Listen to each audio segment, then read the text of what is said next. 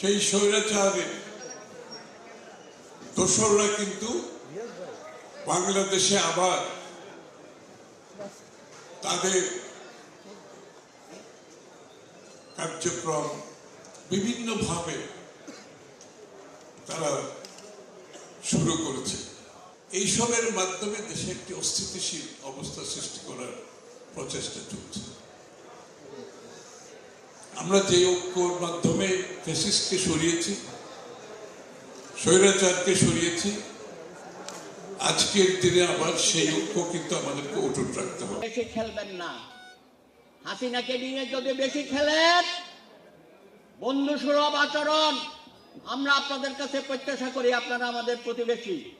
ভাবে একটা বাংলাদেশ বিরোধী তৎপরতা, একটা অভ্যুত্থান বিরোধী তৎপরতা, একটা অন্তর্বর্তী সরকার বিরোধী তৎপরতা, মানুষের বিজয়ের বিরুদ্ধে তাদের একটা সংগঠিত পরিকল্পিত উগ্র সাম্প্রদায়িক তৎপরতা এখনো পর্যন্ত অব্যাহত আছে। শেখ হাসিনার পরাজয় মোদি যেন নিজের পরাজয় হিসেবে নিয়েছেন। তার পালিয়ে যাওয়াটাকে ভারতের বাংলাদেশ নীতির যে একটা পরাজয় হয়েছে এখনো পর্যন্ত সেটাকে তারা গ্রহণ করতে পারছেন না। সুতরাং তোমার যে মাইনরিটির প্রতি দরদ দেখাচ্ছ, এইটা আসলে মাইনরিটির প্রতি দরদ কিনা, নাকি এটা রাজনৈতিক উদ্দেশ্য প্রণোদিত?